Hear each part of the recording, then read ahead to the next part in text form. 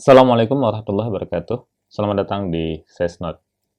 Pada video ini, kita mencoba melihat tentang beberapa gempa yang terjadi secara global dan saya mencoba untuk membuat beberapa catatan tentang gempa ini. Hari ini hari Selasa 15 Juni 2021 pukul 06 lebih 22 menit. Nah, kalau ini kelihatannya belum diupdate. Saya coba update.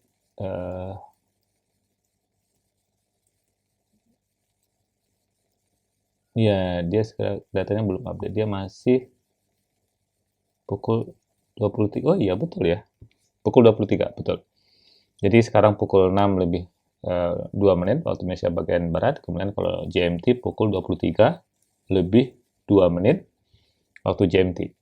Di sana masih hari Selasa kalau kita merujuk ke GMT. Nah, ini gambaran seismisitas secara global diambil dari situsnya ERIS. Dan kalau kita lihat di sini memang ada beberapa gradasi warna dari lingkaran-lingkaran yang dibuat di sini yang berwarna merah. Berwarna merah ini adalah gempa yang terjadi dalam 24 jam terakhir. Kemudian yang berwarna orange, ya, seperti di sini, ini San Andreas, bukan San Andreas, di daerah Costa Rica, terjadi kemarin. Kemudian kalau yang berwarna kuning, ini dalam 2 pekan terakhir, dan titik-titik yang berwarna ungu ini dalam 5 tahun terakhir. Nah, kalau kita lihat di sini memang gempa yang terjadi sangat berhubungan dengan kondisi tektonik, atau juga bisa kita sebut sebagai seismotektonik. Jadi ada aktivitas tektonik yang membangkitkan atau memberikan kejadian seismisitas atau kejadian kegempaan. Nah, memang kalau kita lihat di gambar ini, jika kita perhatikan, ini yang merupakan zona opening atau divergen. Ada beberapa gempa yang terjadi di sana. Jadi ada 2 buah plate yang bergerak atau lempeng yang bergerak saling menjauh. Kemudian bagian sini nanti akan menubruk atau menumbuk bagian dari lempeng benua yang kita kenal dengan bagian dari lempeng Eurasia. Kemudian di sisi yang lain, dia mengalami tumbukan, maka akan membangkitkan gempa-gempa di zona subduksi kita kenalnya. Dan selain gempa, di sini juga terbentuk gunung api aktif seperti yang ada di Sumatera, Jawa, Nusa Tenggara, sampai ke Bengkulu dan sebagian Sulawesi. Kecuali di sini, ini bagian yang menarik karena dia tidak ada subduksi, tetapi ada gunung api.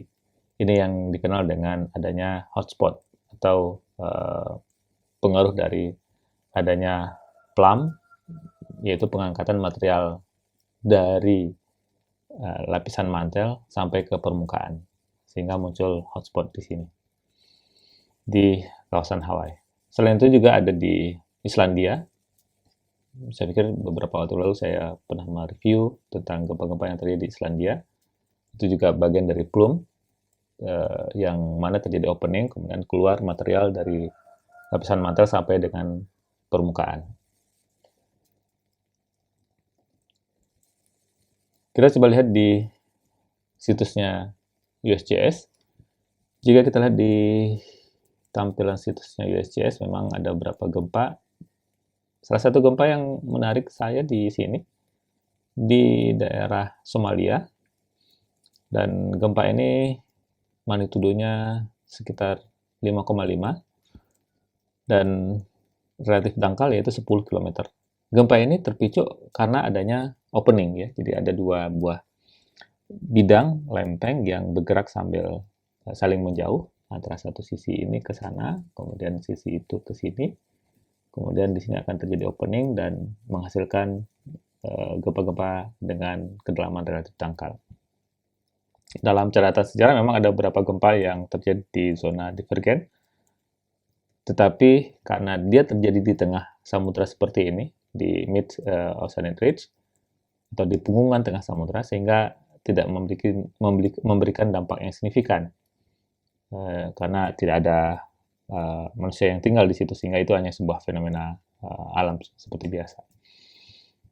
Selain itu, ini yang baru terjadi di Filipina. Gempa yang terjadi di Filipina ada 2 gempa dalam 24 jam terakhir. Kita lihat di sini gempa 5,7 dan gempa 5,3 terjadi pukul 21 tadi malam. Dan 2 gempa ini relatif dangkal, yaitu 10 km. Kemungkinan karena ada aktivitas sesar yang ada di sini, sesar di darat, yang membangkitkan gempa 5,7 dan 5,3 di Filipina. Memang sering sekali gempa yang terjadi di Filipina, dan memang secara tektonik Filipina sangat kompleks ya, dan juga aktif. Dia didorong dari sisi sebelah sini, yang dikenal dengan Philippine Trends. Kemudian di sisi sebelah sini juga dia ada dorongan, seperti yang juga yang terjadi di zona Sangihe. Dan seperti satu buah blok yang dijepit dari sisi kanan dan sisi kiri. Sehingga akan memberikan kompresi di zona ini yang dirilis dalam bentuk energi gempa. Selain itu, di wilayah Indonesia, ini gempa yang terjadi kemarin, dan ini gempa yang terjadi di daerah Papua. Dan kelihatannya memang karena pengaruh dari beberapa sesar lokal yang ada di situ. Dan ini ada Tarera Iduna, di situ ada sebuah kemenerusan dari sesar yang kemungkinan menjadi pemicu gempa di Papua. Gempanya tidak begitu besar, 4,8, dan saya pikir ini tidak memberikan dampak kerusakan yang serius di sana, atau mungkin tidak dirasakan. Nah, saya akan coba melihat di Hawaii. Di Hawaii ada beberapa suam ya. Saya melihat di sini ada suam earthquake, jadi gempa-gempa kecil yang terjadi di Hawaii, dan ini sangat dipengaruhi oleh adanya migrasi magma. Tadi saya menyebutkan bahwa Hawaii ini merupakan sebuah pulau gunung api yang bukan berada di zona subduksi, tetapi dia berada di tengah dari Samudra Pasifik yang terbentuk akibat adanya material magma yang naik ke permukaan, kemudian membentuk gundukan gunung api, dan ini dikenal dengan adanya hotspot. Nah, kalau kita lihat ini jajarannya, jadi ini yang relatif tua, kemudian ini yang lebih muda sedikit di Honolulu, dan ini yang paling muda, Kalaoa ya, Kailua, Hilo. Nah, ini yang paling muda di Kepulauan Hawaii. Kemudian ini kemungkinan ini akan berikutnya. Jadi dia kalau sudah jauh berpindah dari sumber hotspotnya, dia akan mati. Seperti ini udah tidak ada lagi aktivitas gunung api. Jadi sudah berpindah ke sini. Dan sumbernya ada di sini. Dan kelihatannya ini akan muncul lagi berikutnya, dan ini akan pindah. Ini sangat dipengaruhi oleh adanya proses geodinamika, jadi moving dari plate yang ada di permukaan karena proses dinamika tektonik. Kemudian sumbernya masih tetap di situ, bagian permukaan akan pindah, kemudian ini akan naik ke permukaan, akan terdorong ke permukaan. Oke, kemudian saya mencoba untuk melihat suam earthquake, dan ini sangat intensif terjadi di kawasan San Andreas Fault, salah satu sesar aktif yang terkenal di dunia, San Andreas. Kalau kita perhatikan di sini banyak sekali gempa-gempa kecil dengan magnitudo kurang dari 4 atau kurang dari 3 bahkan, dan sering terjadi.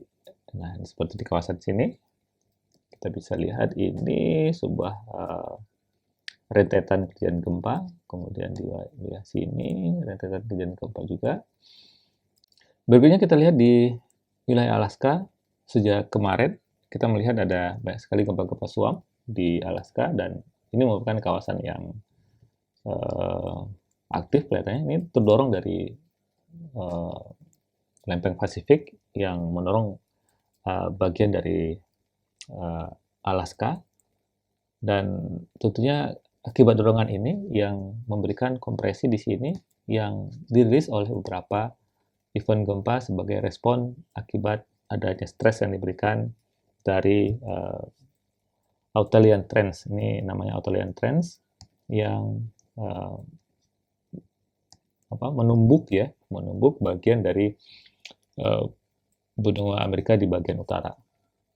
Sehingga ini yang mengakibatkan beberapa gempa yang intensif seperti terjadi di Alaska. Dan berikutnya kita coba lihat bagian yang lain seperti di sini. Ini juga salah satu di Laut Karibia. Ada beberapa event gempa di sana. Sedangkan di wilayah lain relatif sepi, dan kalau kita perhatikan inilah zona dari cincin api Pasifik atau Ring of Fire ya, namanya sebagai Ring of Fire. Nah, ini kita kenal dengan cincin api Pasifik. Dan tentunya di batas-batas lempeng ini memberikan dampak kegempaan. Selain itu juga terbentuk gunung api tentunya, karena dia subduksi. Di zona-zona subduksi inilah gunung api terbentuk karena ada pelelehan dari magma. Oke, baik. Terima kasih. Semoga bermanfaat. Salam sehat selalu. Assalamualaikum warahmatullahi wabarakatuh.